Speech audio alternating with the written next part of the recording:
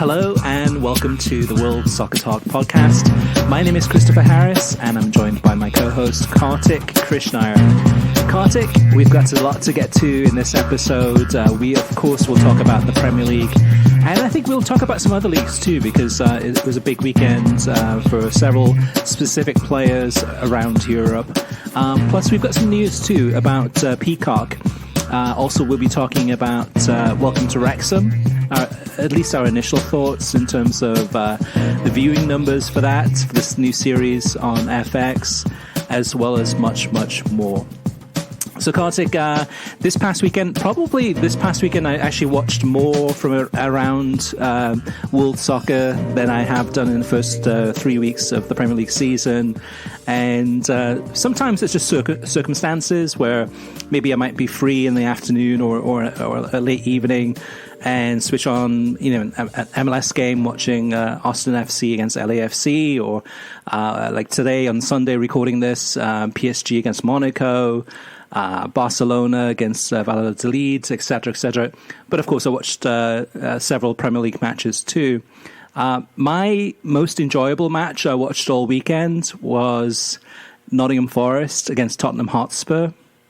And I'm still in love with just the way that Nottingham Forest plays. And it's not the finished article by any means, but in terms of their style, and there were quite a few opportunities in this game too. I think whether it was Brennan Johnson or Nico Williams or Jesse Lingard or others on Nottingham Forest, balls coming across the box, but there just was missing that central striker to kind of get in there and knock it towards goal.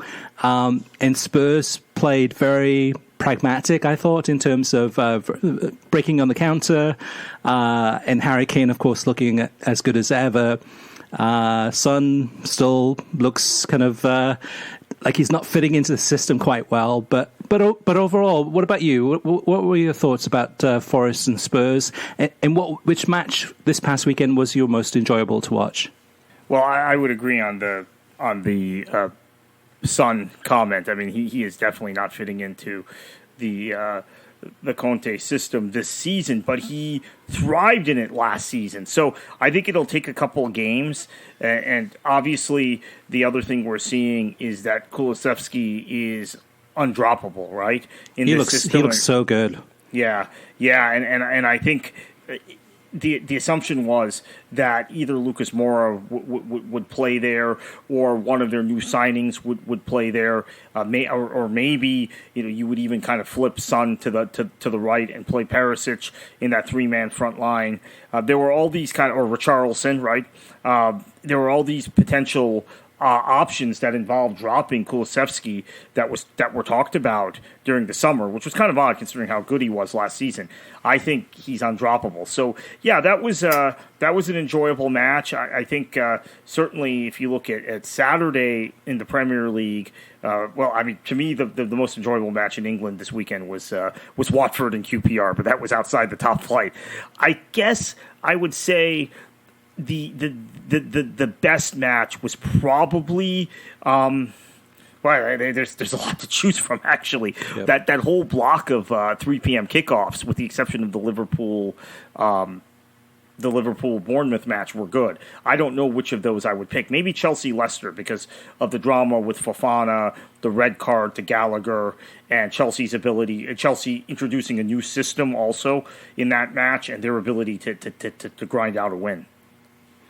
Yeah, it was one of those weekends where in some windows of time there were almost like too many matches to choose from, or where there was so many great ones happening at the same time.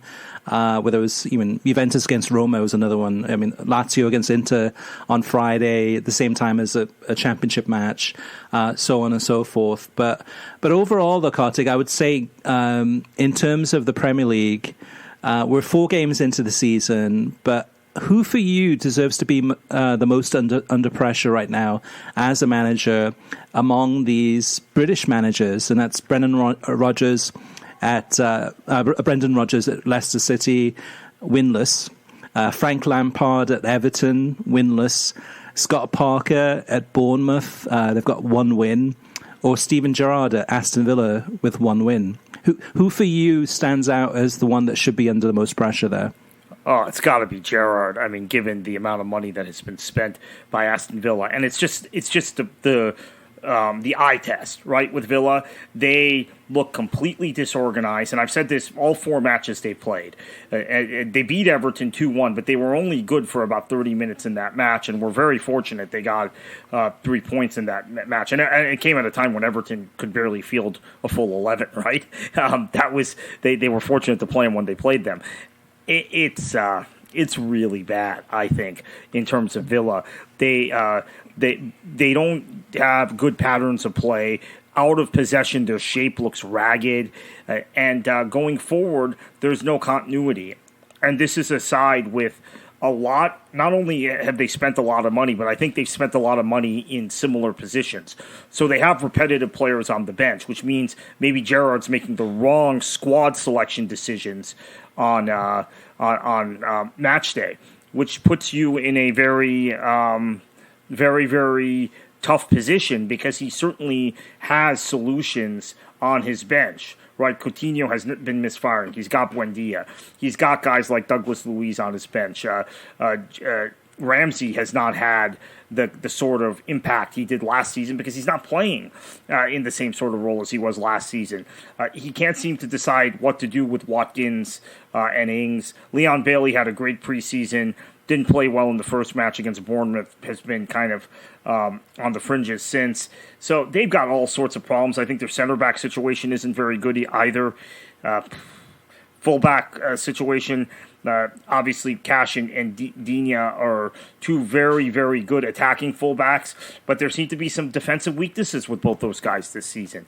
I'm not only worried for Gerrard, I'm worried for Villa. Because there's no way they can continue to spend their way out of this. And maybe there's something wrong in that dressing room, because you have guys who come in on high wages, big transfer fees, that either aren't starting or were starting and have been bumped and aren't clear on their role. So I think he's first. Obviously, the focus has been on Brendan Rodgers because of the way Leicester has started. But I think I think we're getting to the point where we're going to stop making, or people like me who tend to make excuses for Rodgers. I seem to have developed this reputation, Chris, on Twitter of being like this big Rodgers fan. I had like multiple people tweet at me this week. Well, we know how you feel about him as a manager. We know you're really like a closeted Leicester fan. I am more. I do rate Rodgers highly, but I think we're getting close to that point with him. But maybe once they get Fofana out the door, then the problem is solved. I don't know what the dressing room is like right now because of that situation. Yeah, I think it's one of those things that at Leicester, you've got, Schmeichel left, you got the Fofana turmoil. Basically in the squad where, it's a lot of question marks, a lot of doubts, a lot about, in terms of transfers, if Fofana leaves, then, which is it's going to happen, if not happening already, then you can bring players in. So Brendan Rodgers, I can give a little bit of a longer leash for him, because he is in a difficult situation right now with, Wesley Fofana was injured a lot last season. He's had other injuries too, and hopefully he'll bring some new players in. However, I do think that he may have overstayed his welcome at Leicester City, and they have to start delivering results real soon. However, Steven Gerrard has got a wealth of riches in terms of players at his available to him. Yes, some injuries in there too, which always hurts. But I think with Aston Villa, it really is trying to figure out which team, which form, which style to play, which players to play in that system. And like you said too, whether it's Leon Bailey or several of these other players not getting the amount of playing time that they actually deserve. So I think with Steven Gerrard, he does have to actually start doing things differently. He has to kind of mix things up a little bit and not be so rigid in terms of how he thinks it's going to work, because it's not working. Scott Parker, Kartik, I think, honestly, I know Bournemouth are in a tough situation. They look terrible. They look, absolutely awful. At this rate, they'll probably end up with the worst record in Premier League history. That's how bad they look, but they have played some really difficult matches against tough teams, and they did get that win in the opening day of the season opening weekend of the season against Aston Villa. And from here on, it gets a little bit easier. The next 3 games are against Wolves, Nottingham Forest, and Brighton. So out of those 3 games, you would definitely hope to get at least maybe 2 wins, and then all of a sudden they start to head in the right direction. However, the way this Bournemouth team is playing, I have zero confidence in Scott Parker in terms of defensively how poor this team is. Yeah, he's tried to impart a defensive philosophy into a team that he inherited that had all these kind of attacking instincts because they were managed previously by Eddie Howe and Jason Tindall. And I would say it really didn't work at the end of the last season in the championship. They got through, they got to second. Huddersfield did almost catch them. And Forest, Sheffield United, they all had closed really strong, right, and started poorly. But toward the end of the season, they were not. I wouldn't even say they were one of the top. Maybe they were one of the top 6 teams in the championship, but they certainly weren't in the top 2. And that's just carried on into the Premier League this season. But when you look at those 3 upcoming fixtures, you said Wolves. I think Wolves at some point are going to get it going. Mm-hmm. And then you said Forest. We know how difficult that is. And then Brighton. I wouldn't want to play Brighton if I have defensive liabilities because they'll pass you to death. Maybe they'll only score once or twice, but they'll have 90% of the ball against a team like Bournemouth. So it doesn't look good for them. But again, they my expectations are much lower for them than they are for Aston Villa. But Chris, credit to you. You said this, and again, I don't want to make judgments after 4 match days. I want to caution the listeners and say I'm a guy who doesn't even look at the table until after 10 match days. So I can't tell you what order these teams are in the table. But Aston Villa, you said in our preseason pod, you're very concerned about that. And I think. And I thought, okay, well, they have 2. I said I was concerned about them also, but they had too many good players, right? They were too good to go down. That old adage. Well, I don't know. Based on what I see, they don't have any. You said something about Gerrard's system. I don't know that there is a system. I think that it's just chaos out there, to be perfectly honest with you. Yeah, it seems that way, and it's still early, like you said to Kartik, and even if Gerrard gets sacked at Aston Villa within the next maybe during the international break, then a new manager comes in, and they've got a good squad. They've got a really good squad, so somebody could come in and turn that team around. Leicester, same thing with them. Bournemouth, I think, is a lost cause, which is so sad. This early in the season. However, what about Everton, Kartik? There's, of course, a lot of transfer activity. Neil Maupay coming in, possibly Anthony Gordon going out, and probably some other activity too. But where does Everton stand in all of this?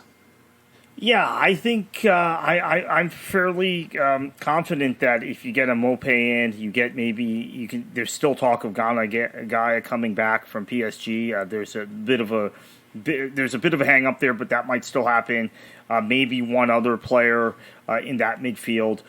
It could be. I think it'll be fine. Now that's contingent on not selling Anthony Gordon. So if they sell him, well, I don't think they can stay up without him, honestly.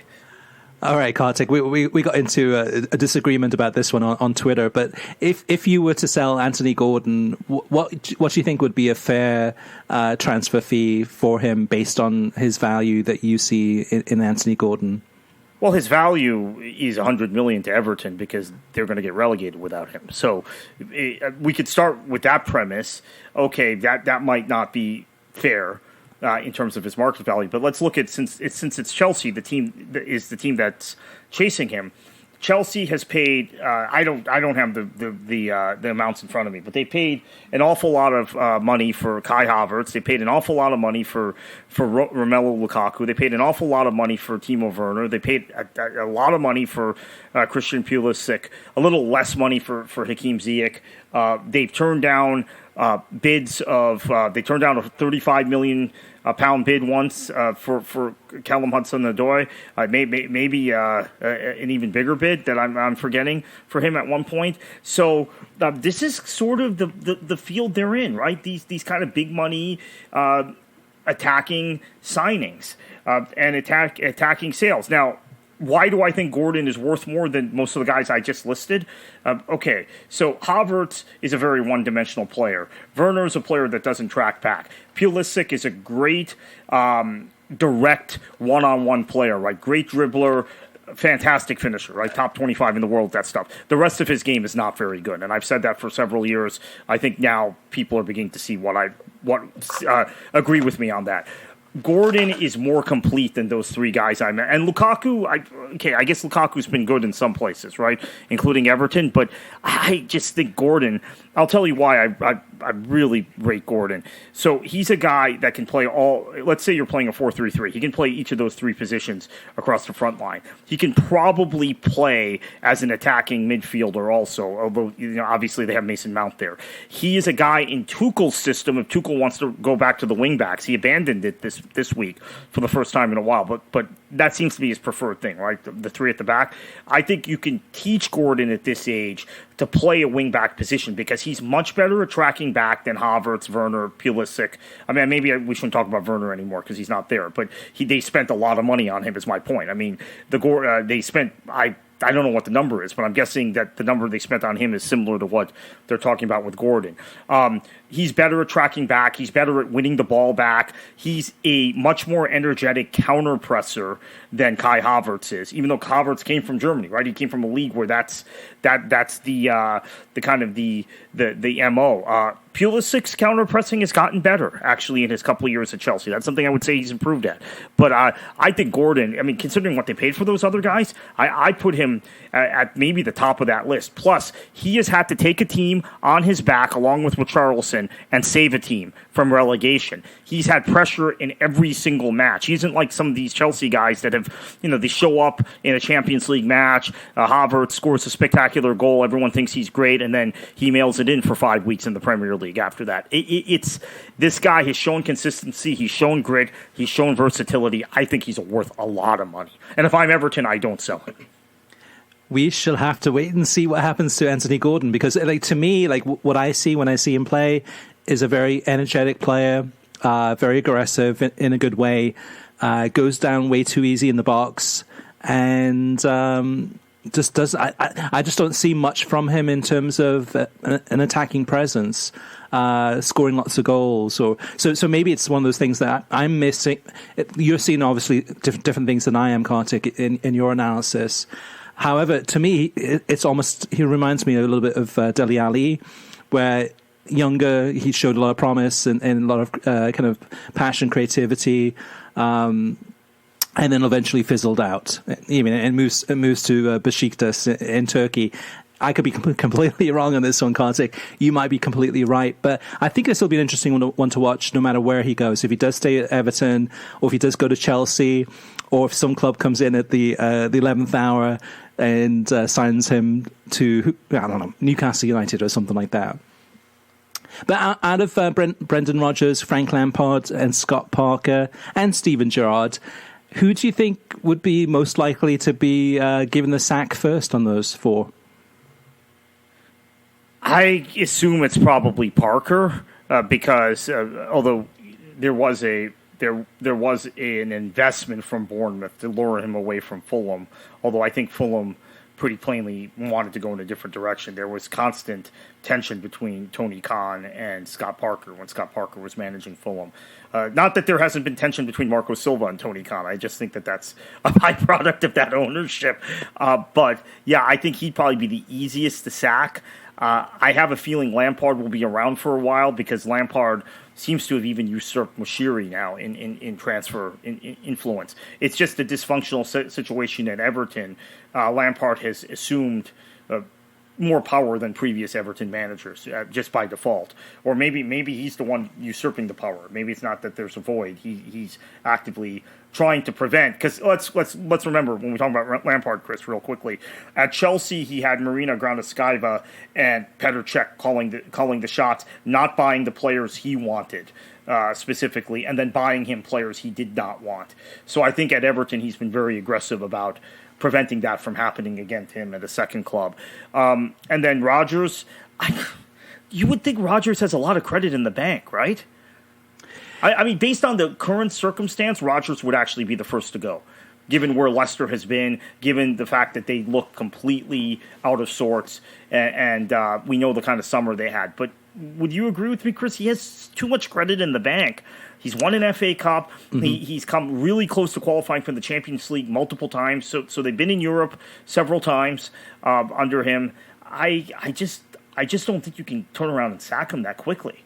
Yeah, I think for all four clubs, it comes down to the ownership in terms of how plugged in the ownership is and how willing they are to go ahead and pull the plug. And with Leicester, I don't get that. I don't have as much of an intimate knowledge in terms of the investment group there now. If they are so laser focused in terms of aspirations. I think that's a lot of it too, is aspirations. Whether it was Watford in the past, and the Italian family that was running the club there. In terms of what their aspirations are, where they think, okay, the club should be in the top 6, top 7, whatever it may be, and if they're in 12th, that to them is a failure. In reality, that's a great position to be in. So Leicester, Everton, I think, I'm with you there in terms of Everton and Frank Lampard probably having a longer leash. The club's still in a lot of turmoil. There's still a lot of question marks about maybe a new investment coming in. So if there is a new owner, then things may change. But Frank Lampard still has a good rapport with the Everton fan base. The Everton fan base has not turned yet. The results have been, to me, underwhelming. But there hasn't been a lot of defeats. There's been some draws, but still winless. Bournemouth is a question mark, and you probably know more in terms of that, and you've already mentioned that. And Aston Villa too. Aston Villa have high aspirations. They've spent a lot of money. They should be in the top 10. They should be top 6, top 7, maybe perhaps, on the fringes there. However, they're flip that table upside down, and that's where they're at. So I think at the end of the day, I think it really comes down to ownership and how aggressive they are in terms of wanting success and the reality of where they are at right now with the current managers. Yeah, and with Everton so close to opening their new stadium, I don't think they want to go through a season of increased turmoil. So they're going to keep faith with Lampard, I think, longer. I think he's probably in the best position of the four you mentioned, which isn't a great position. It's just relative to the other three. Although, again, in my opinion, if they sell Gordon and they don't buy an adequate replacement, which I don't think they can buy an adequate replacement unless they reinvest the $60 million or whatever they get for him immediately. I don't know. I think they'll go down then. Yeah, Everton's got a little bit more leash, a longer leash than that too, because the new stadium, Bramley Moor Dock, is going to be ready for the 2024-25 season. So Everton's got this season to try to stay up, and then they've got next season to try to, stay up or wherever they are, but basically kind of get back into the Premier League or stay within the Premier League before the 2024 season kicks off. And that's the key point. The last thing they want to be is in a championship in that season. So they've got a little bit of opportunity there. This will be really interesting to watch in terms of the next few weeks, if there are any pressures. And again, too, we've got midweek matches coming up. We've got a lot of midweek matches, Tuesday, Wednesday, Thursday. It's a full game week of fixtures. And then before you know it, it's the weekend again next weekend. So these games will come thick and fast. Kartik, what about, we haven't mentioned Liverpool, Manchester United, Arsenal, or Manchester City yet. From those four heavyweights, and anything in particular that you think there was enlightening this weekend? Yeah, Man United ability to grind out a win when they didn't play particularly well away from home has got to be encouraging. Obviously, Liverpool, big bounce back victory, and very, very very, very effective in flipping the script on the narrative with them. Manchester City, I think they have a real problem shipping goals early in matches now, and this is an increasing problem where they're playing from behind a lot. I think that you're seeing their lack of center back depth. They're down to two fit center backs, really impacting them. We're seeing some uncharacteristic errors also from players at Manchester City. So some warning signs there. And then Arsenal, I guess they grinded out that win against a good Fulham team, a Fulham team that's playing very well. I think for Arsenal, it's good they're not dropping points in these sorts of matches, but there are bigger tests that await. But so far, so good. All right. What about Brighton against Leeds United? Definitely an interesting match for a lot of Americans tuning in to watch this one. Not the 3 points that a lot of Americans were hoping for Leeds United against a Brighton side. You mean a couple of seasons ago, if you said that Brighton against Leeds would be one of the top matches on a Saturday, probably somebody would look at you with a strange look. But it is it. I mean, it was it. But what for you could you take away from this match? Yeah, I just think Brighton are really good. I mean, they're very, very good in controlling the tempo of matches. They're very good in forcing other sides, particularly counter-pressing sides, to drop deeper and then to play around them, right? So I think you saw a lot of Leeds trying to play around the Brighton midfield when they got possession. So Brighton, very, very good. This Graham Potter side has been a favorite of ours for several seasons now. Maybe they haven't been getting the results that their play justified until the start of this season, or there were points in last season that they were getting good results. There is still an issue with Brighton not scoring the number of goals they should. I'm not a huge fan of the XG statistic. I don't look at it very often, but I do notice that Brighton typically falls below their XG, right? Yep. Match after match. So that's something that I would be pretty concerned about. On the Manchester City issue, I realized that this is the same way Bayern Munich started last season. It eventually led to Bayern being bumped out of the Champions League earlier than we expected. So Bayern were winning games in Germany. They won the league as usual, but they were winning a lot of 4-2 matches. They were typically giving up the first goal in a match and chasing a game down. And I think I see a lot of that in Manchester City. So I think certainly for me, they're not title favorites based on what I've seen. But yeah, so. Go ahead. Yeah, I was just going to say about the Brighton Leeds United match. To me, watching this game, it was, yeah, you're right. They're missing kind of a really prolific number 9. And the feeling I got from watching this match is that Brighton could have won this one 3-0, 4-0. Something in that regard, the amount of possession, the amount of chances they had, and the amount of shots they were trying to take. And fair play to Leeds in some way, because they definitely got a lot of men behind the ball and were blocking a lot of shots. But the domination by Brighton in this match was pretty excessive. And this Brighton obviously is a good team. We talked about 4 British managers at the bottom or near the bottom of the Premier League under pressure right now. And then you look at Steve Cooper with Nottingham Forest, roughly mid-table or just below mid-table. And of course, Graham Potter with Brighton and British managers again, but however, having a much greater success rate. But what about this Leeds team, Kartik? I mean, I've raised the point in previous episodes that my concern about this team is defensively, is that but what did you see in this match from Leeds specifically? Yeah, I think defensively they do have some weaknesses, and maybe, again, credit that they only gave up a goal, but that seems to be the way it goes with Brighton. So I'm going to read a couple of recent, by recent I mean the last 12 seasons, Premier League clubs that have started on 7 points in their first 3 matches and have been relegated. So Blackpool under Ian Holloway, that was heartbreaking when they went down, right, because they played such good football.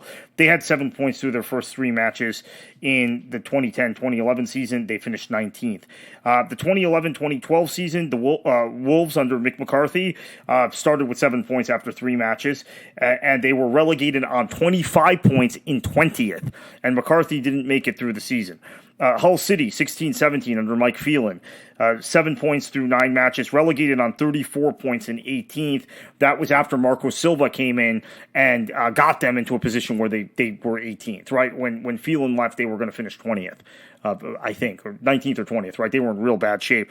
And then the West Brom team the next season under Alan Pardew started with 7 points. They were relegated in last in the table on 31 points. So, I like what we've seen from Leeds thus far this season until this match, but the folks who've said that you and I were absolutely wrong, we made the wrong prediction, we need to back off of it. This is why you don't make judgments, particularly about teams that are predicted to be near the bottom of the table after 3 matches. There is a history of teams going down. In fact, at one point, I'm trying to remember when this was. But there were a couple successive seasons where there were teams, Chris, that won on the opening day match of the season 4-0 on the opening day and then went down. I think it was 3 successive years that happened. So the Premier League is a grind. It's a really difficult competition, and you can't make snap judgments after a couple matches or based on one or 2 matches or highlight clips or whatever. And this season, because of the World Cup, is going to be more of a grind.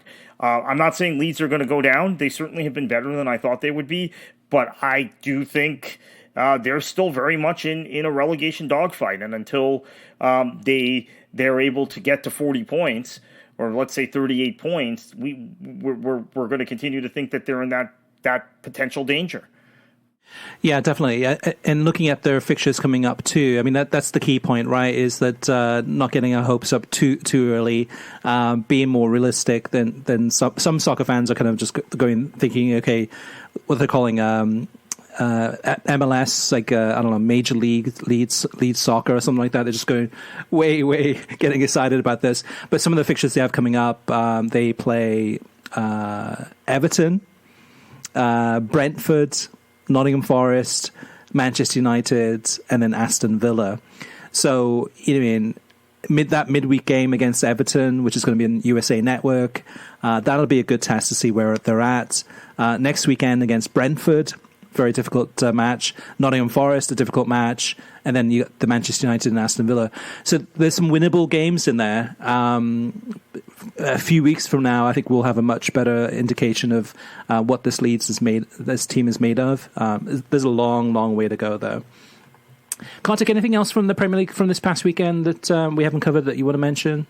Yeah, on the flip side, there's been a lot of hot takes about West Ham, because they did start the season terribly, and they're in Europe, right? So part of it is that they're in the Europa Conference League, so they've had some midweek matches. But David Moyes, and again, this is going further back, and maybe if there's one thing that people can really criticize me for and are right in some cases, it's that I rely on history too much for some of my analysis. I just did it with Leeds, right?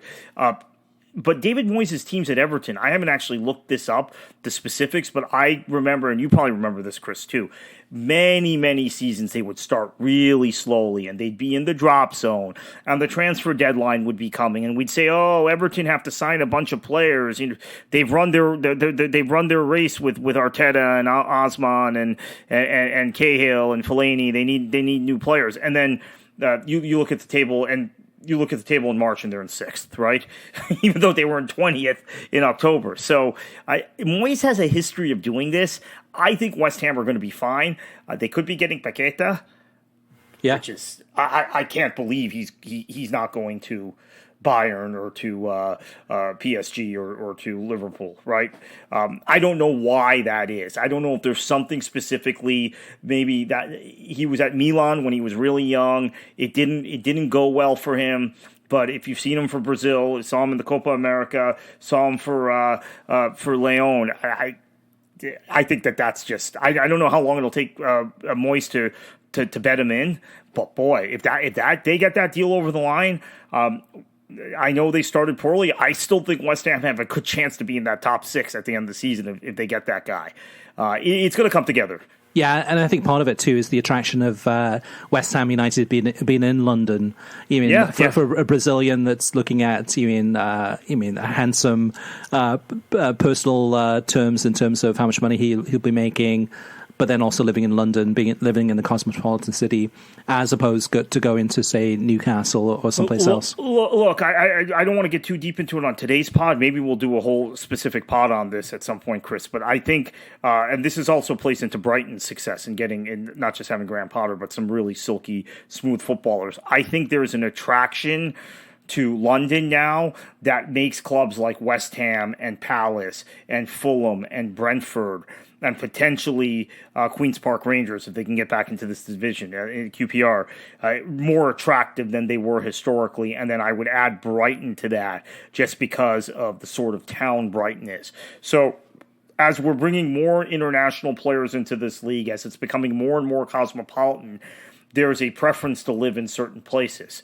And this is making the London clubs look. I mean, there was a period of time, the first 10 years of Premier League history, where Spurs were fighting relegation more often than they were fighting to be in Europe, right? And then now we just automatically think of them as a top 6 club. I think that has had a lot to do with geography. Yeah, absolutely. In terms of being able to sign some of these top players and convince them to play in London versus maybe Manchester or Liverpool. Of course, they get some big players too, but London does have an influence. Now, Kartik, before we move on to the next segment, I'm sure you caught Josh Sargent again scoring for Norwich. He's really on form right now, scoring against Sunderland, beating the Black Cats there. But any other Americans that stood out for you from Europe this past weekend? Yeah, I mean, I think Tim Ream really stood out for me. He has been every week this season. I don't understand. I don't know what the case is not to take Tim Ream to the World Cup. Even if he doesn't play, you need a leader like that in the dressing room. But I'm sure a lot of people will push back on that. I don't know why. But so I think Timmy Ream was great. I think P-Folk or Sibachu, whichever you prefer, was... Again, he didn't score this week for Union, by the way. He's been scoring. He's already scored 3 goals between league and cup competition this season in the Bundesliga, or between the Bundesliga and the German Cup. He was in the middle of a lot of the attacking moves in their 6-1 win over Schalke. I watched that match in its entirety and was really impressed by his movement, really impressed by his passing, and also how effective a counter-presser he is, which I guess... Look, I have to admit there were blind spots in my knowledge. I don't watch the Swiss league. I'll readily admit that. So he's been a passing curiosity to me because he plays for the U.S.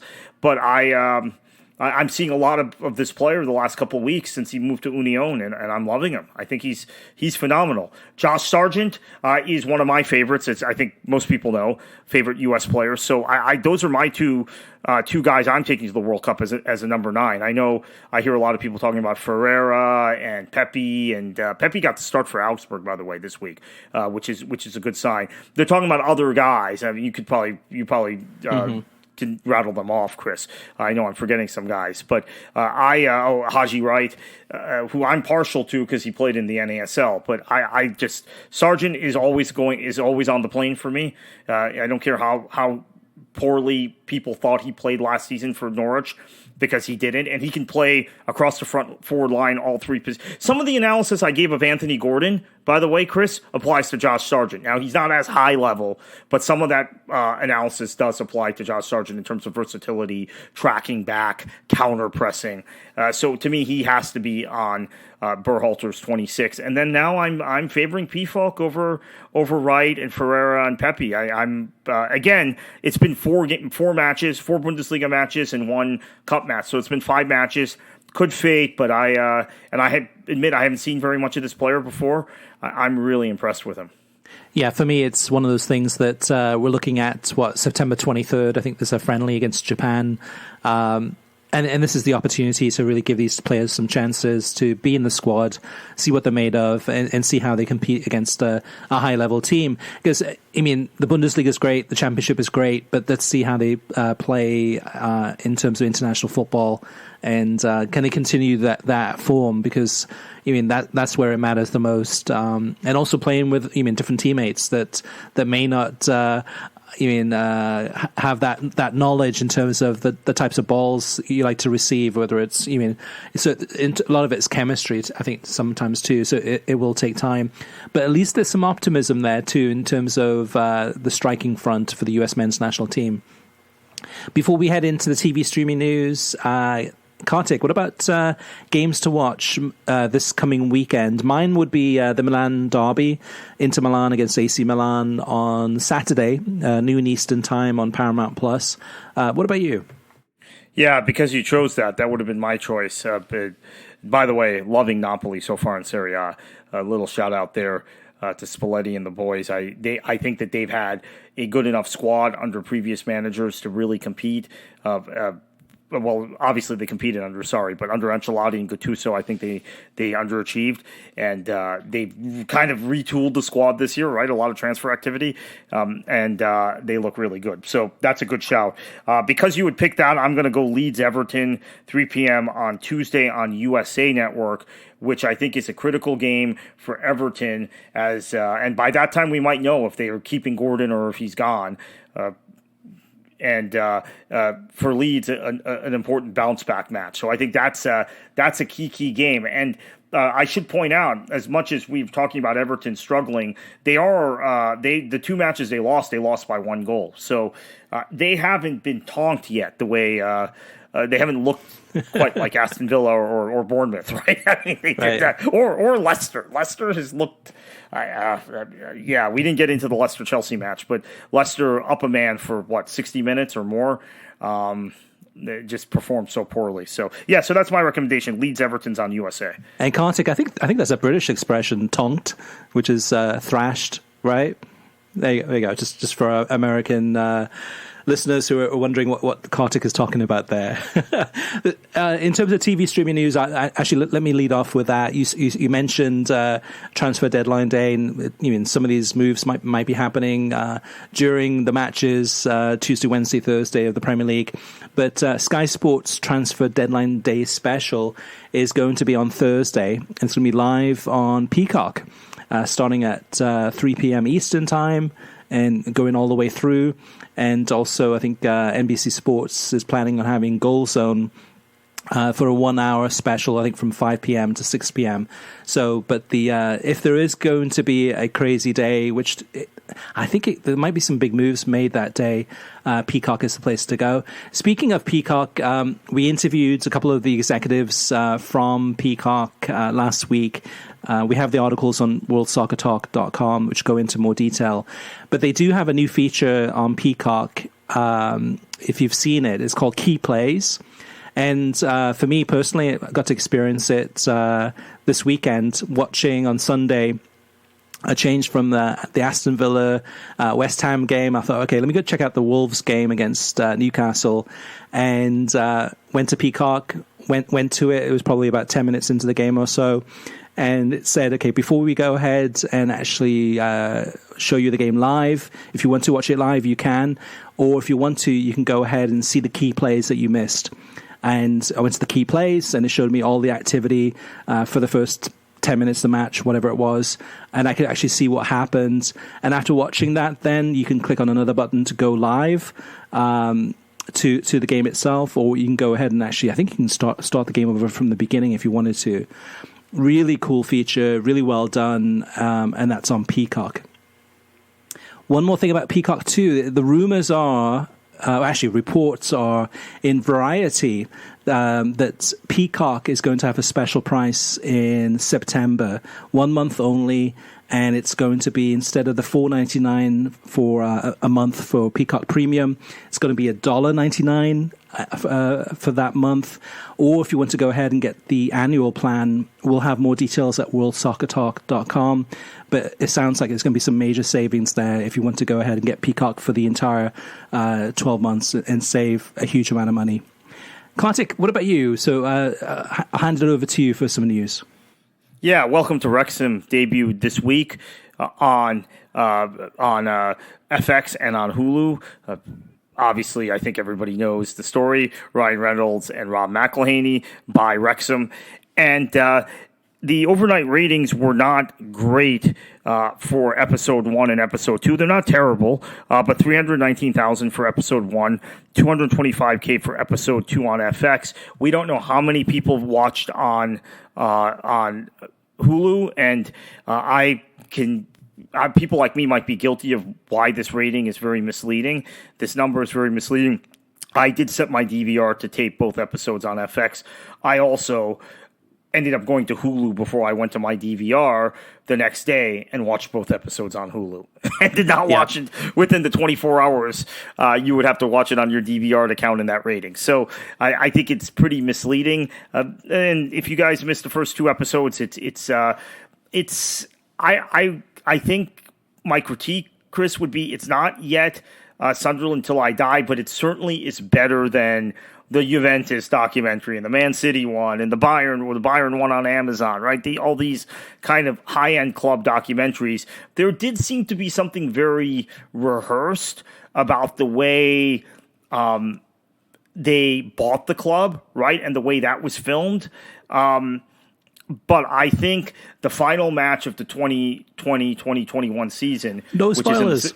No spoilers. Okay, I'll just say this: that which was in the second episode, they caught a raw side of that you don't see in propaganda-ish club films. So that's more Sunderland Till I Die. So first episode I'm watching, this seems very much like All or Nothing Arsenal. And then the second episode I'm like, okay, this is good. This is taking off. So no spoilers. I don't want to say what happened specifically, but that's my read. So stick with it after one episode if you're turned off. Is my point. Yeah, see, for me, and I'm biased on this one too, Kartik, and we may end up doing like a whole episode just on this one, on this series, talking about it in more detail. But to me, this is so good. This is it's really enthralling, and to me, it pulls me in terms of the story, getting to know the players and the families, and what it means to the community. And that aspect I like a lot. It's a lot about the people in Wrexham. So whether it's the pub owner, or if it's the supporters group, or if it's the actual players and their family, to me that's the hook. That's the story there. And the rest of it's really good. It does feel very much. In terms of the buyout, maybe the buyout was that easy, and it happened so smoothly that it was okay. We do this. Yeah, but for me, but go ahead. Oh yeah, I was going to say if you're watching, please listen to Chris and don't turn it off after the first episode, because maybe the buyout was that simple. I thought it looked very rehearsed, and I was thinking, this is the same thing as we complain about. And then episode 2, wow, yeah, I'm with you. That was amazing. Yeah, I think first episode, I think it's great. Second episode's wonderful. I'm really looking forward to episode 3. But I think in many ways, too, with this one, just like you, Kartik, I didn't watch it live. I think I watched it on Friday, and it took me about an hour to get through the first episode because I kept on pausing it and saying to my wife and daughter, I'm like, hey, that's that bridge. We've been on that bridge. We've crossed it with the canal boats, or pause it when they go into the city centre and go, hey, that pub or that church. We've been there. We've driven past that, and those types of things. So actually, for me, it's yes, I'm biased. I have family that live in Wrexham and in the area and are supporters of Wrexham, but so far it's really good, and I think it has definitely a human aspect to it in terms of just a really great story in terms of where it's heading, and so far I'm really excited. But yeah, we will get to Welcome to Wrexham in more detail in future episodes, I'm sure. All right, let's move on to the listener mailbag. And first up is Zach. Zach with a really good observation here about the Premier League. He says, during the Southampton against Manchester United match, the announcers mentioned how surprised they were that more substitutes had not been made to that point due to it being a warm day on the south coast. I know this summer has been a scorcher at times throughout Europe, so I asked Siri what the temperature was. To say I was surprised was an understatement when she told me 73 degrees Fahrenheit. Am I missing something? Are Premier League footballers just that fragile, or do temperatures hit different when they're in centigrade? And Kartik, I think to me, it's. Obviously, it's a lot. Normally, it's a lot colder in the UK. They're not used to higher temperatures like we have in the United States. I mean, depending on where you live in the US, the temperatures differ widely. But we're obviously in Florida, where we're used to 73 for us is. Some people would consider that's winter. A cold day. But what's your take on this? Were you surprised by this? Yeah, I think the first few match weeks we've had some temperatures above 30 Celsius, and actually that's above 90 Fahrenheit, and particularly the first weekend of the season, the matches in London were very warm and affected, I think, the tempo of matches, etc. Yeah, I think maybe the sun was out because remember that was a 12:30 kickoff. British time, so maybe the sun being out and no obstruction on the sun like you normally have in Britain with clouds and potential rain made the 73 feel a lot warmer. That's very possible because if you're directly in the sun, I can tell you this because I think a lot of you who follow me on Twitter know I go hiking and go to state parks and national parks. To me, there isn't. And maybe this is just me. There isn't a whole lot of difference than being out in the hot sun, in the direct sun, at high noon in the mid 70s and a hot summer day that's in maybe the upper 80s. Now, if it gets above that, yeah, you can tell the difference. But I think it probably was a byproduct of the start time. And we've seen also, Chris, it's another South Coast club, Bournemouth. Their matches that have started at that start time, you see the sun baking the pitch, right? I don't think St. Mary's is quite designed the same way as the Vitality, but we've seen that at Bournemouth for a number of years. Yeah. Watching Bournemouth matches at home, oftentimes like the glare from the sun makes it really difficult to watch those games where the camera positions are. It's not the ideal stadium to watch a game from on television. Now in person, I'm sure it's different. Major League Soccer, Chris has some comments here. He says, a few days ago, I was talking with my friends about the playoff structure in MLS and how the season should end. And one of them mentioned that MLS should eliminate the playoffs entirely and do a table format, but keep the February through October calendar to avoid competing head-to-head with other sports such as the NFL by cutting the number of games per season so that clubs, regardless of conference, play each other only once. He also said that the US Open Cup should only be for lower division soccer, USL and below, and amateur clubs only. My question to either of you is, do you see such a format working out for Major League Soccer and the American soccer pyramid as a whole? Kartik, I can guess your answer before you give it, but feel free. Yeah, so I think that it would be very, very good to change the MLS schedule that way, the calendar that way. But I would say that they will never do it, and they're wed to the playoffs. They're wed to this fall to spring calendar. And so even in your proposal, Chris, if you actually not fall to spring, spring to fall. If you keep the spring to fall, as you said, February to October, you still gain a benefit for relevancy for matches if you don't have playoffs during the regular season. So I think flipping the calendar is essential, but I still think that your proposal has merit. In terms of the U.S. Open Cup, that's been debated, right? I mean, I think I liked it better when some MLS teams had to qualify to get in. They had their own qualifying rounds, and not all the MLS teams were placed right into the U.S. Open Cup. I think maybe that's the solution. You have 16 spots for MLS clubs, and maybe the top 8 teams from the previous season, they go right in, and then everybody else plays off for the final 8.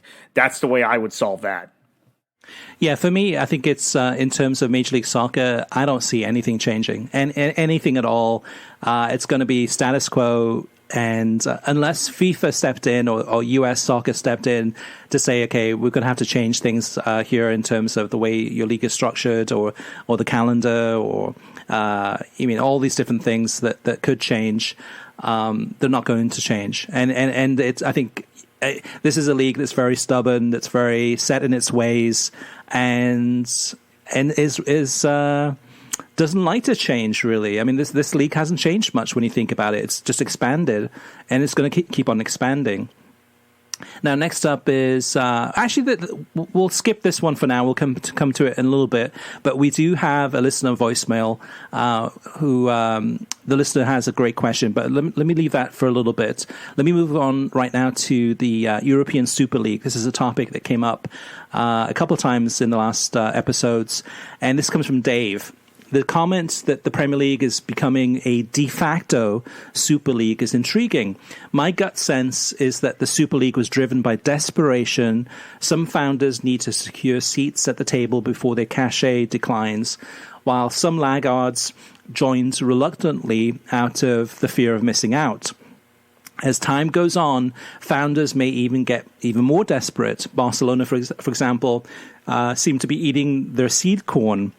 But fear of missing out for laggards may fade. 5 years from now, will Manchester City or Arsenal or Liverpool have any concerns if Real Madrid and Juventus have a party without them? I think it's a good point, a good question by Dave, and some very good points. I think it depends on the money.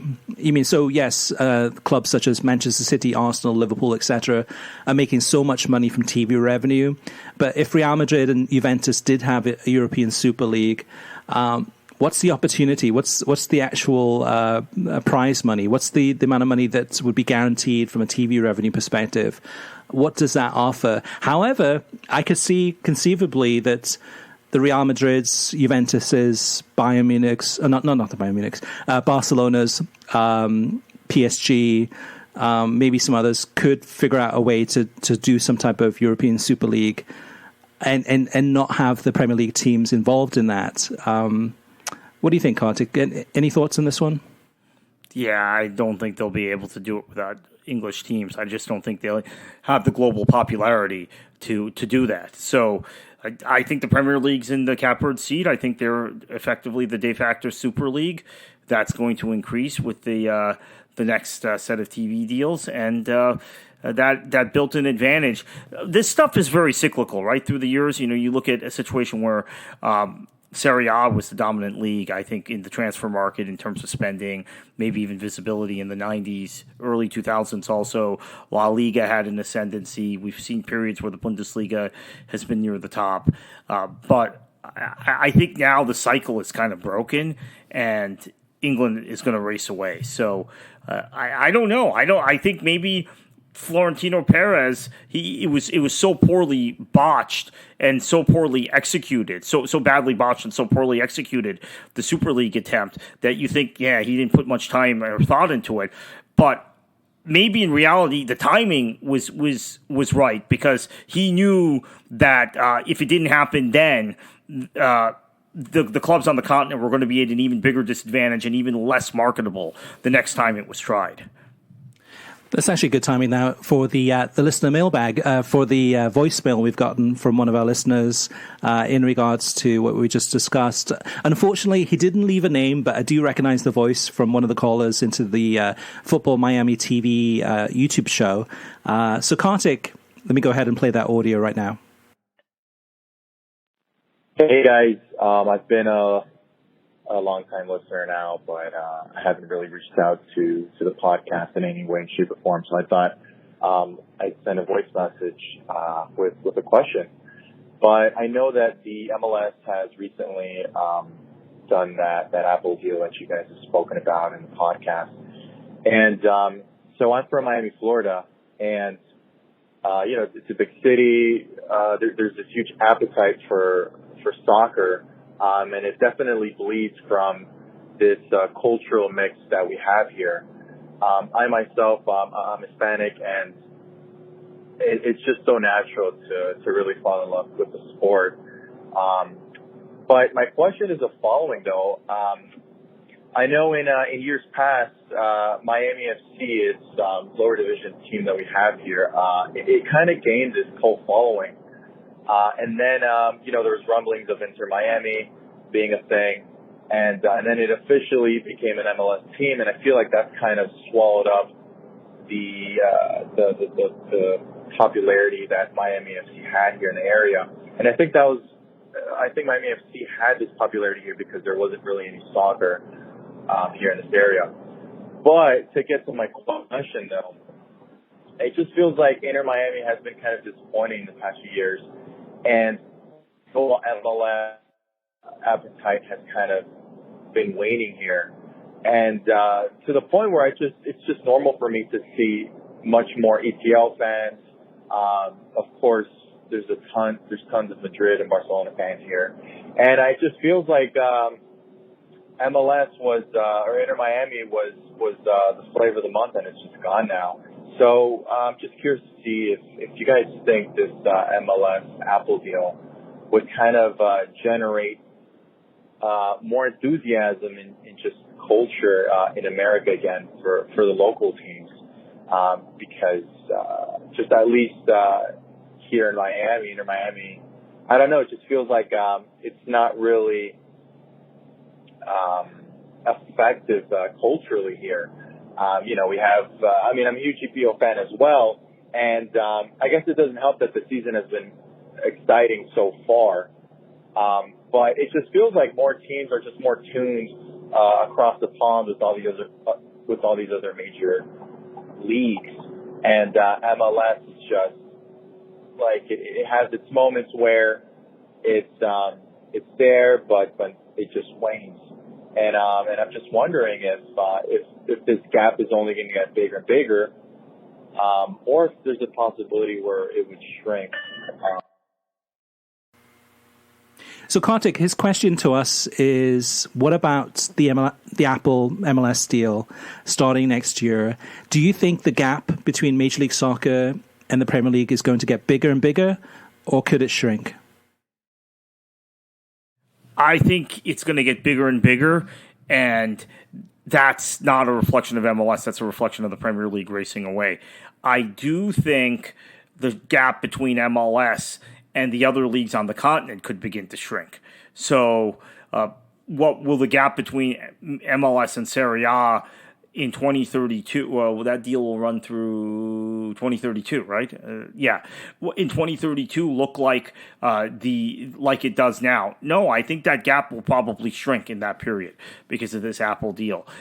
Now, will it shrink to where MLS is competitive with Serie A?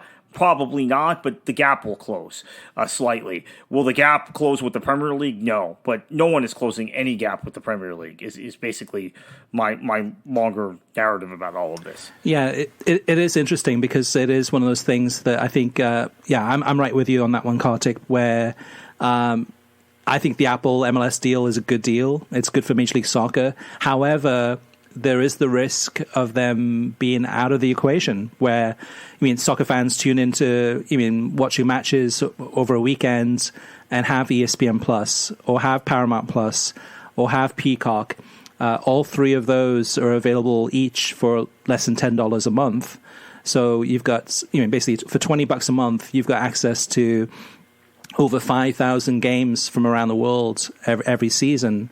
And with Apple and the MLS TV deal, we don't know what that price is going to be yet. It could be $100 a season. It could be, $30 a month. It could be, we don't know that yet. So there is going to be something where, and also for Android users, yes, there's a way for Android users to watch MLS on the Apple TV app, the MLS TV app within Apple TV. It's confusing for a lot of people, right? Until we actually use it. And I'm sure the first season, there'll be a lot of free games available to remove those obstacles, to make it as easy as possible to get used to that ecosystem, where to find the games, how does it work, what does the coverage look like.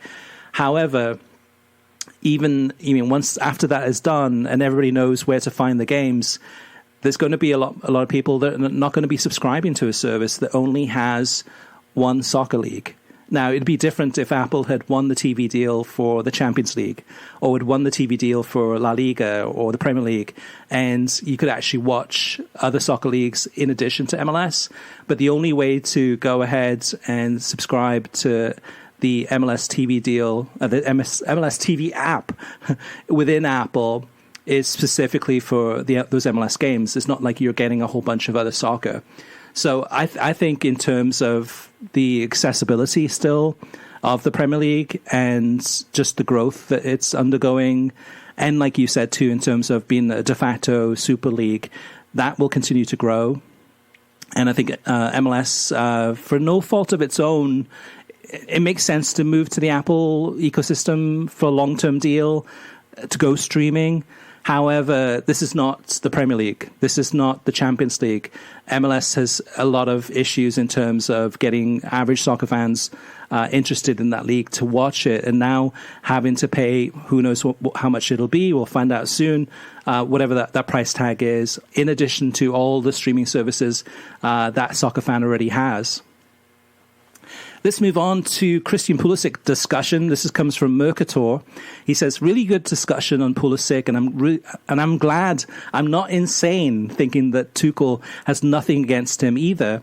I think many fans don't want to admit it, but I'm just not sure he is of starting caliber at a regular top 4 club. It's nothing against him. The very best players in the world play for top clubs at his position, but I do think he would be infinitely better off at a place such as Newcastle or elsewhere. Kartik, I know in terms of Christian Pulisic, we haven't heard much this past week. Maybe we'll hear something this week now with the transfer window. But what's your sense? Is he going to stay at Chelsea or be loaned out someplace? I don't know. I mean, Chelsea have too many players. The question is, if they get Gordon in, he's not going to play at all. If they don't get Gordon in, he might still make these cameos like he did at the end of the Leicester match. So are those cameos worth it for him to stay there?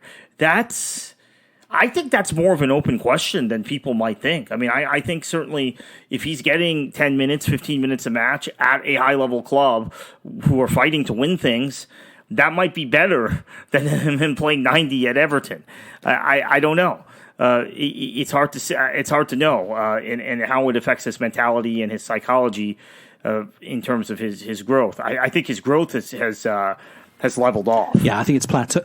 It's plateaued. Plateaued. And that's the thing about Pulisic, though. I think that in terms of confidence, I mean, to me, that can't be a positive thing coming on as a sub, usually with 10 minutes to go, roughly in these games, and getting 10 minutes to prove yourself. And it's so difficult in such a short amount of time. And then you see, I mean, in that match this past weekend, Raheem Sterling really occupying his position, scoring twice, winning the game for Chelsea. And then Sterling comes off to a standing ovation. On comes Pulisic. Does okay, but nothing special, nothing out of the ordinary. At the same time, you got a guy like Ross Barkley, who they spent a ton of money on. Another guy Chelsea has overspent on, who doesn't even have a squad number. So Pulisic is not in as bad shape as some other guys. This is, I think, a piece of analysis missed by Americans who whine. There are some guys at Chelsea who seem to be in much more in the doghouse than Pulisic is. Yeah, and Ross Barkley getting paid $250,000 a week to not have a squad number and be sitting, in the crowd watching these games, not really involved at all. All right, let's move on. NBC Sports, Greg has a comment for us. He says, you were indeed kinder to NBC in this last episode, and looks like a lot of us agree with your take on Peter Drury versus Arlo White, with Drury certainly being an upgrade. But if you miss the forest through the trees, when you compare the halftime shows on Peacock, why was the Man United against Liverpool halftime show better than the previous weekend? Because they don't have as many commercial breaks to run relative to studio talk time. So they're not rushing their takes. If you're going to compare that context, if you're going to compare that, context is important. Halftime on the broadcast, NBC or USA and then NBCSN before, is always rushed due to all the commercials they have to run. And that's a great point, Greg. Definitely it's rushed. Sometimes it's amazing, not in a good way, but how many commercials they do fit in. It's like so Rebecca speaks for basically about maybe 30 seconds and off to a commercial, off we go. However, they do have an opportunity, even on those USA halftime broadcasts, to give some critical analysis. And I think it was that Brentford Man United game where the halftime analysis, I think in some ways, though, too, is also that Tim Howard, being a former Manchester United goalkeeper, is kind of soft on his criticism of Man United, specifically on players. It's more kind of in the clouds, a little bit more vague. It's not pointed. It's not critical. And I think it was Robbie Mustoe that day too, where it's still talking about it being a circus at Manchester United. It's kind of just your big criticisms, but nothing deep down analytical. And even with the time limits that they have, they can still go there. They can still drill it down to something specific where you walk away and go, oh my gosh, yes, definitely. That was one of the key issues in that first half with Brentford, winning 5-0 at halftime. That was an issue and that needs to be corrected. And I didn't get that. I did get it, though, in the Man United-Liverpool match. I thought they were much better halftime, and yes, they had more time. So I think, yeah, timing is everything, but sometimes it's what you do with the time that you have available to you. And I think they're getting better, and maybe it's early season still. Last but not least, Kartik, this is a good one, and this is something we don't cover that much. But Jim says, keep up the great work. He's starting off great here. All right, Jim, keep up the great work. I've been a loyal listener since the EPL Talk days. Since the pod and website focus on all soccer media, I wonder why you have had no commentary on SiriusXM's FC channel other than the occasional live match commentary via TalkSport when the gaffer is traveling. Kartik seems to drink up anything ESPN FC does as Bible. And I find the football show in mornings on SiriusXM FC and the unique Week in the Tackle and Friday Grumpy Pundits with Tom Rennie and Brian Dunseth to be thrilling and insightful coverage. It can't be the paywall, since it costs just a bit more than a TV streaming service. But the personalities are so colorful and exciting that I prefer them more than the tight corporate coverage of Steve Nicol on ESPN or the two Robbies of NBC.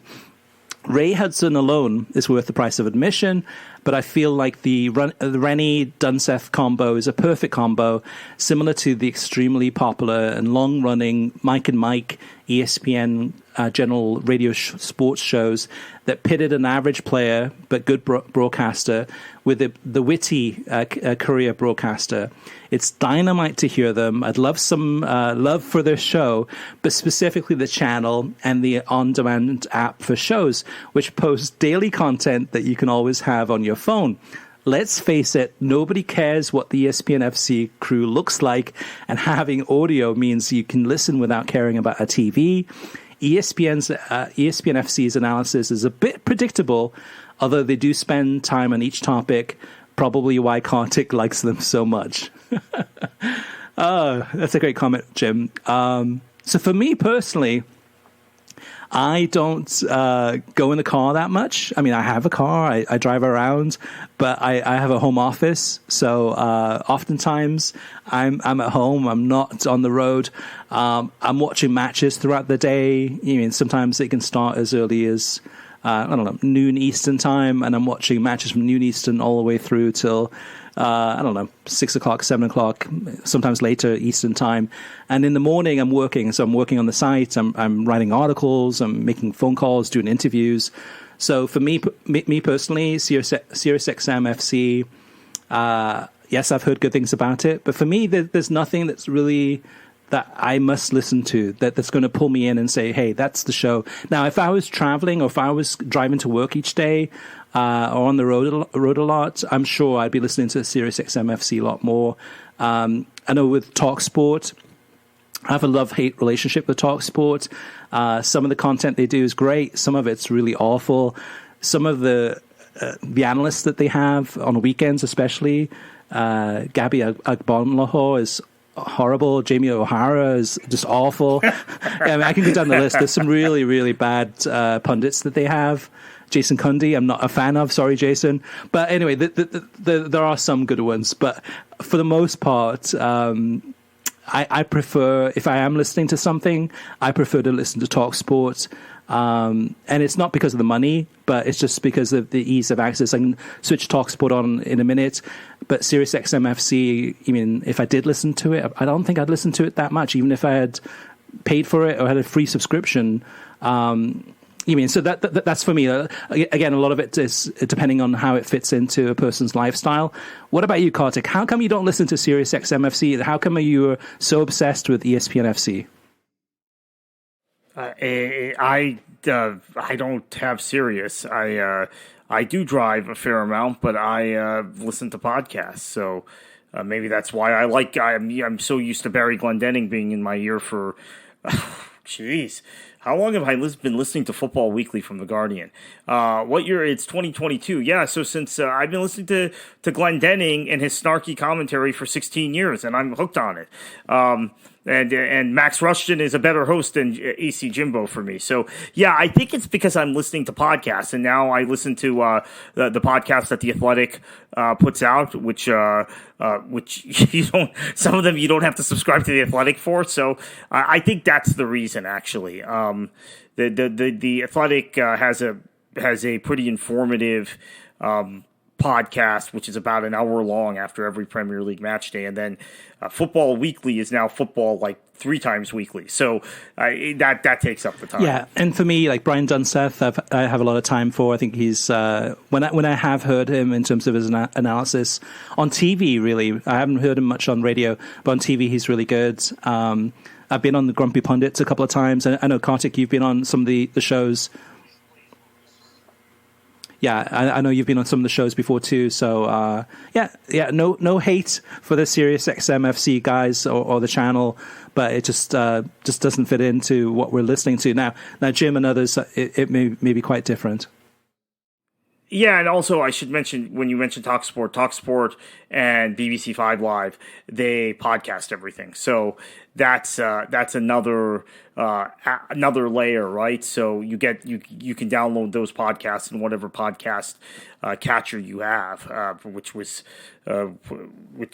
something I do. So between Football Weekly, between Athletic, TalkSport, etc., I probably should listen to SiriusXM more, and it gives you maybe some more American perspectives. But unfortunately, there's so much content. That's the thing. At the end of the day, there's so much content to choose from. You mean in terms of podcasts alone, but beyond that, television. You mean on-demand things, and also radio, of course. All right, listeners, if you do have any questions for us or any feedback, we'd also love to get any of your audio voicemails. The voicemails, you can call us at 561-247-4625. And don't worry, none of us will pick up. You'll get a voicemail prompt, so just leave your message there. Less than 3 minutes, otherwise it'll get cut off. You can also email us, and the email address is web@worldsoccertalk.com. Facebook is facebook.com/worldsoccertalk. Twitter is twitter.com/worldsoccertalk. And, of course, worldsoccertalk.com, the website. When you get there, just click on podcasts and then just leave your comments in the latest episode.